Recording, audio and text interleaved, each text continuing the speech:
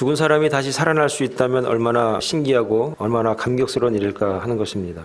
근데 매 주일마다 우리는 그 감격에 살 수밖에 없습니다. 왜냐하면 주일은 주님이 부활한 날이기 때문에 주일을 우리가 거룩하게 지키고, 또 그리스도인들은 안식일을 주님이 부활한 날로 지키기로 했기 때문에 이 안식일, 이 주일은 우리에게 있어서 더없이 감격스러운 날이다 할 수 있습니다. 주님이 부활하시고 난 다음에 첫 번째 하신 말씀이 바로 평안하냐 9절에 말씀하고 있습니다. 예수께서 그들을 만나 이르시되 평안하냐 하시거늘 여자들이 나아가 그 발을 붙잡고 경배하니 그랬습니다. 평안하다는 말은 기뻐하다라는 의미를 가지고 있습니다. 기뻐한 사람들이 평안할 수밖에 없는 것은 당연할 것입니다. 중요한 것은 예수님께서 부활하신 다음에 첫 번째 만난 사람들이 로마 군병들도 아니고 제자들도 아니고 여인들이었다라고 하는 것입니다. 왜 여자들 앞에 제일 먼저 나타나셔서 평안하냐라고 말을 하셨는가 하는 것입니다. 당시 여자는 온전한 인격체로 인정받지 못한 사회였습니다. 출애굽기 20장 17절에 보면은 단지 집안의 재산 목록 중에 여자가 있었다라고 할 정도로 여자들은 재산 중에 하나였다라는 겁니다. 그런데 예수님께서 부활하신 다음에 처음으로 여자 앞에 나타나셔서 평안하냐고 말한 이유가 무엇이냐? 바로 이제부터 여자는 물건도 아니고 남자와 동등한 인격체이자 부활의 증인으로 인정받는 분이라는 것입니다.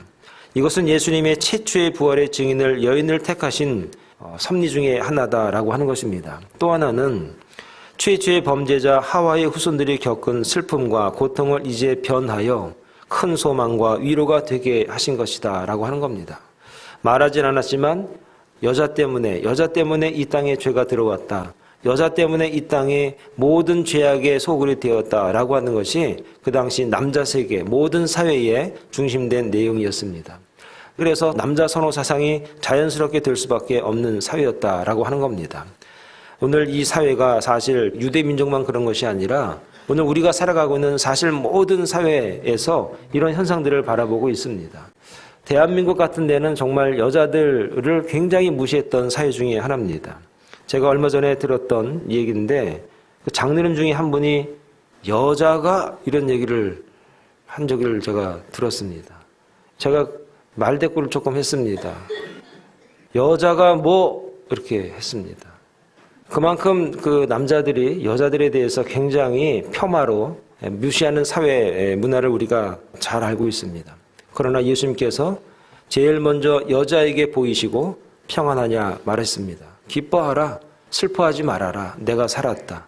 이제 내가 산 것뿐만 아니라 너희들이 겪고 있었던 그런 어려움과 고난과 그 마음의 상처들까지도 나를 통해서 이제는 다 연소시키라 말씀을 하시는 것입니다. 사랑하는 여러분, 그렇기 때문에 특별히 이 부활절은 우리 모두가 평등한 사회가 된 시작이었고 여자뿐 아니라 남자들 모두가 하나님 앞에 영광이 되고 내가 다시 살 수 있는 기회, 내가 하나님의 나라를 바라보면서 다시 기뻐할 수 있는 그런 시작이 된 날이라는 것입니다. 그래서 이 부활절은 기뻐하는 날 될 수 있기를 간절히 축원합니다. 두 번째, 무서워 말라 10절에 말씀하십니다. 이에 예수께서 이르시되 무서워하지 말라. 가서 내 형제들에게 갈릴리로 가라 하라. 거기서 나를 보리라 하시니라 말씀합니다. 무서워 말라고 한 이유는 여자들에게 자연현상, 그러니까 지진이 일어나고 막 그러니까 겁이 났겠죠. 오늘 이 무서워 말라고 하는 그 근본적인 원인이 어디 있는가? 갈릴리로 가라. 갈릴리에 내 형제들 다 오라고 해라. 이렇게 말했습니다. 여러분, 갈릴리는 어떤 곳입니까? 예수님이 살아계셨을 때에 사역했던 곳이 갈릴리입니다. 사역의 현장, 삶의 현장이 갈릴리였습니다. 갈릴리에서 제자를 부르셨고 갈릴리 바닷가에서 예수님께서 조식을 준비하셨고 배를 타셨고 했던 곳이 갈릴리입니다. 우리의 삶의 현장을 이야기하시는 겁니다. 내가 살아났다. 내가 부활했다. 우리의 삶의 현장에 다 모여라. 그 가운데 내가 함께하고 있다는 사실을 갈릴리라고 하는 그 지역을 통해서 우리에게 말씀하고 계십니다. 사랑하는 여러분, 여러분의 삶의 현장에서 하나님이 함께 하십니다. 주님이 그 가운데 계십니다. 갈릴리로 와라. 아니, 내가 먼저 가 있겠다라고 말씀하십니다. 그래서 여러분, 이 세상을 무서워하거나 두려워하는 존재로, 두려워하는 그런 모습으로 있는 것이 아니라 정면으로 돌파해 나갈 수 있는 갈릴리의 사람들이 다 될 수 있기를 간절히 축원합니다. 그리고 예수님께서 몇 가지 가르침의 내용들이 이제 16절 오늘 본문의 말씀에서 나오는데 한 5가지 정도로 나눠서 짤막짤막하게 제가 말씀을 드리겠습니다. 그 첫 번째가 무엇이냐 하면은 모든 권세를 내게 주셨다. 18절에 말씀하십니다. 예수께서 나와 말씀하여 이르시되 하늘과 땅의 모든 권세를 내게 주셨으니 이렇게 말씀하십니다.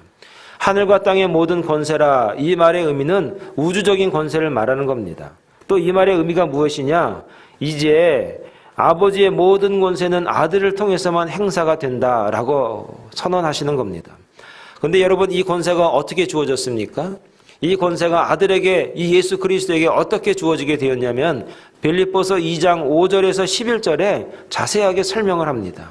그는 근본 하나님의 본체시나 하나님과 동등됨을 취할 것으로 여기지 아니하시고 오히려 자기를 비워 종의 형체를 가지사 사람들과 같이 되셨고 사람의 모양으로 나타나사 자기를 낮추시고 죽기까지 복종하셨으니 곧 십자가에 죽으심이라. 이러므로 하나님이 그를 지극히 높여 모든 이름 위에 뛰어난 이름을 주사 하늘에 있는 자들과 땅에 있는 자들과 땅 아래에 있는 자들로 모든 무릎을 예수의 이름에 꿇게 하시고 모든 입으로 예수 그리스도를 주라 시인하여 하나님 아버지께 영광을 돌리게 하셨느니라. 주님의 자기 비움이 결국은 이 모든 권세가 예수 그리스도에게 집중할 수 있는 은혜를 허락하셨다라고 하는 겁니다. 오늘 저와 여러분들이 나를 비울 수만 있다면, 겸비한 주의 종들이 될 수만 있다면 하나님은 저와 여러분들을 통해서 하나님의 권세, 주님의 권세가 나타나고 또 그렇게 하기를 원하신다는 것을 여러분 믿을 수 있길 바랍니다. 우리를 비워야 됩니다. 우리를 자꾸 비울 수 있고 자꾸 비울 수 있을 때, 겸손하고 겸비할 때에 주님의 영광은, 하나님의 영광이 드러나는 사실을 여러분 믿을 수 있길 바라겠습니다.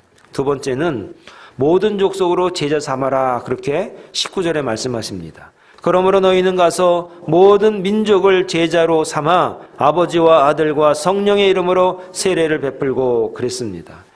제자가 되기 위해서는 두 가지 원리가 있어야 되는데, 하나는 뭐냐? 주님의 멍에를 메는 사람이 제자다 하는 겁니다.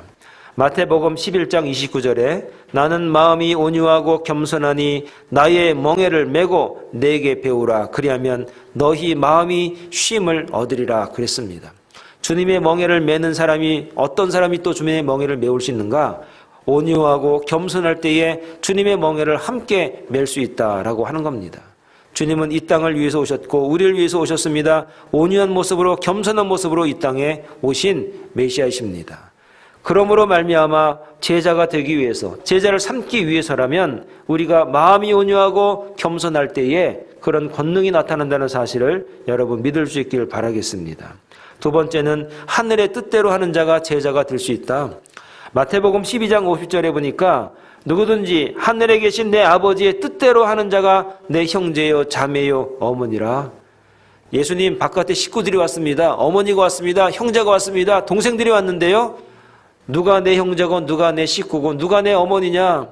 누구든지 하늘에 계신 내 아버지의 뜻대로 하는 자가 내 형제요 자매요 어머니라. 오늘 저와 여러분들이 하나님의 뜻을 알진데, 하나님이 우리에게 원하신 것이 무엇인지 분명히 알진데 그 뜻대로 살아갈 때에 우리가 제자가 되고 주님의 제자가 된다는 사실을 여러분 믿을 수 있길 바라겠습니다. 그래서 모든 족속으로 제자를 삼기 위해서라면 하나님의 뜻을 여러분 잘 깨닫고 마음이 온유하고 겸손한 심정으로 주님의 멍에를 함께 맬 줄 아는 거룩한 종들이 다 되기를 간절히 축원합니다.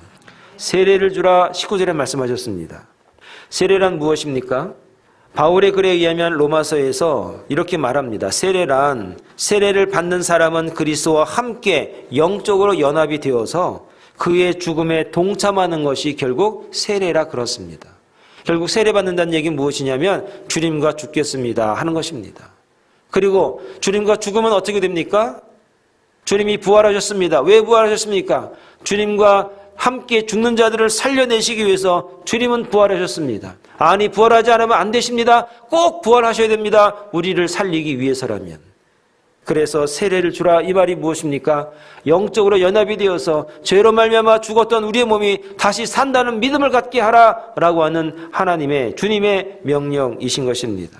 사랑하는 여러분, 그래서 세례받은 자는 죽는 자입니다. 그러나 죽을 때 살 수 있습니다. 죽은 자들은 분명히 살아납니다. 부활하십니다. 부활의 영광에 동참할 수 있다는 사실을 여러분 믿을 수 있길 바랍니다. 네 번째로 가르치라 그랬습니다. 자, 20절 말씀을 한번 다 같이 읽습니다. 시작. 내가 너희에게 분부한 모든 것을 가르쳐 지키게 하라. 볼지어다 내가 세상 끝날까지 너희와 항상 함께 있으리라 하시니라 했습니다. 가르치라 했습니다. 그리고 나서 지키게 하라 그랬습니다. 여러분, 제자들은 어떤 사람들인가? 가르치는 사람입니다. 그런데 가르치는 것으로 끝나는 것이 아니라 지킬 때까지 가르쳐라 하는 것입니다. 여러분, 가르치는 것은 쉽습니다. 선포하는 것은 쉽습니다. 전하는 것은 쉽습니다. 누구나 할 수 있고 누구나 그렇게 할 수 있습니다. 그런데 그 사람이, 그 복음을 들은 사람이, 가르침을 받은 사람이 지키게 하기까지가 굉장히 어려운 것입니다. 인내해야 됩니다. 고난을 겪어야 됩니다. 어렵습니다. 오해받을 수도 있습니다. 그러나 그렇게 하기까지, 지키게 하기까지 굉장한 인내와 굉장한 헌신이 우리에게 필요합니다. 제 선배 목사님 중에 한 분이 김남준 목사님이라는 분이 계십니다. 근데 이분이 쓰신 책 중에서 목회자 후보생들을 위해서 쓴 책이 있는데 그 책 제목이 무엇이냐면 자네 진정 그 길을 가려는가? 이 말이 뭐죠? 너 정말 목사님 될 거야? 너 정말 목회자 길 갈 거야? 너 정말 사모의 길을 갈 거야? 선교사가 될 거야? 그거 쉽지 않은데? 죽을 수도 있는데? 매맞을 수도 있는데? 이 말이 무슨 의미입니까? 내가 내게 분부한 모든 것을 가르쳐 지키게 하기까지는 굉장히 힘들다는 겁니다. 여러분, 자녀를 키워보셔서 아시지 않습니까? 자녀들이 품 안에 있을 때 얼마나 이쁩니까? 그런데 조금씩 크다 보면 애들이 말을 할 줄 알고 생각을 할 줄 알아요. 이게 문제예요. 이게 문제. 생각을 못하면 좋은데 생각을 하네? 그때부터는 이게 고난이에요. 그때부터는 이게 가르쳐서 지키게 되지가 않는 거예요. 생각을 하니까. 자기 생각이 있고 자기 이유가 있고 이러는 거예요. 나중에는 가르쳐요. 엄마가 몰라서 그래. 아빠가 몰라서 저런다니까. 요즘 세대를 저렇게 몰라요. 큰일이야. 이런다니까요. 그러니까 이게 가르쳐 지키게 한다는 게 얼마나 어려운지 몰라요. 이게 자녀들 뿐이겠습니까? 교회도 마찬가지죠. 성도들도 마찬가지예요. 초신자 때는 열심히 예수 믿습니다. 하라는 대로 잘 하십니다. 기도하세요. 잘 하십니다. 순종하세요. 잘 하십니다. 시간이 지납니다. 1년, 2년, 5년, 10년이 지나면 생각을 하시네 이제. 아, 이게 힘든 거예요. 이게. 목사님 설교가 오늘 약간 이래요. 이러면 어떻게 해요? 그래서 이게 자네 정말 그 길을 가려는가? 이게 그 말인 거예요. 사랑하는 여러분, 예수님도 제자들을 길렀습니다. 제자들과 3년을 동고동락했어요. 결국 그 제자들 중에 십자가 따라온 사람 하나도 없었어요. 다 도망갔어요. 왜냐하면 생각을 해보니까 아, 이 손해보는 장사야. 이 큰일이야. 내가 지금 헛짓했어. 이러는 거예요. 그리고 그 마음속에 좌절감, 실망감 이런 것들이 막 몰려오는 거예요. 그러다 보니까 내가 내게 분부한 모든 것을 가르쳐 지키게 하라. 여기까지가 힘든 겁니다. 이게 어려운 거예요. 이게 안 되는 거예요. 그래서 제자는 어떤 제자여야 되는가? 그리스도인들은 어떤 모습이어야 되는가? 인내하고 참고 그리고 주님을 의지하면서 믿음으로 그 지키게 하는 그 순간까지 고난과 역경을 그 길을 가는 길이다. 사랑하는 여러분, 이것이 바로 주님이 우리에게 마지막으로 부탁하신 지상의 마지막 명령이십니다. 이 명령 앞에 저와 여러분들은 어떻게 반응하시겠습니까? 마지막 5번째, 너희와 항상 함께 있을 것이다. 세상 끝날까지. 자, 20절 말씀을 제가 다시 한번 읽어드립니다. 내가 너희에게 분부한 모든 것을 가르쳐 지키게 하라. 볼지어다 내가 세상 끝날까지 너희와 항상 함께 있으리라 하시니라. 본서 마태복음 1장 서두에 보면은 족보들이 쫙 나옵니다. 그리고 예수님을 딱 중간에 놔두고 말씀하십니다. 그리고 예수님의 이름을 갖다가 뭐라고 말하냐면 임마누엘이라 그렇게 말씀합니다. 그리고 임마누엘을 해석하는데 뭐라고 해석하냐면 하나님이 우리와 함께 계시다라는 뜻이 임마누엘이라는 뜻이에요. 마태복음에 처음에 시작할 때 우리에게 뭐라고 말씀하셨는가? 저자는 하나님이 우리와 함께 있을 것입니다. 임마누엘의 하나님이십니다. 라고 얘기하셨습니다. 그리고 마지막 마태복음이 끝나는 맨 마지막에 너희와 항상 함께 있을 것이다 말합니다. 임마누엘로 시작해서 임마누엘로 끝나는 겁니다. 함께 있을 것이다 약속하시면서 함께 있을 것이다 라고 끝나는 겁니다. 이거는 분명히 무슨 저자의 의도가 있지 않겠습니까? 이 저자의 의도가 무슨 의미입니까? 예수 그리스도가 어떤 분이라고 우리에게 가르치는 겁니까? 하나님이 우리와 함께 계시다. 세상 끝날까지 나와 함께 계실 것이다 라고 하는 그 의미가 무엇입니까?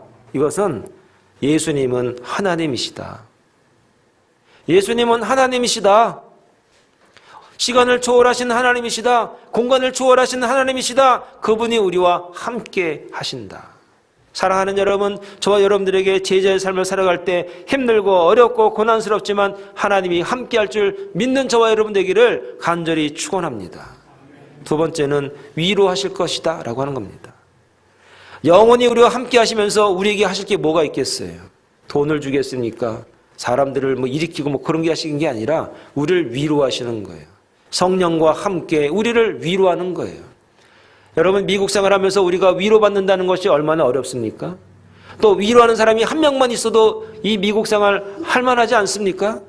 세상 살아가는데 우리를 이해해주고 위로해주고 협력해주고 동조해준 사람 한 명만 있어도 우리는 살 수 있습니다. 죽지 않습니다. 왜 사람들이 자살하는가? 나를 알아주는 사람이 하나도 없어. 나는 혼자야. 그래서 자기 목숨을 끊습니다. 예수님이 오늘 마지막에 우리에게 말씀하십니다. 세상 끝날까지 너희와 항상 함께 있으리라.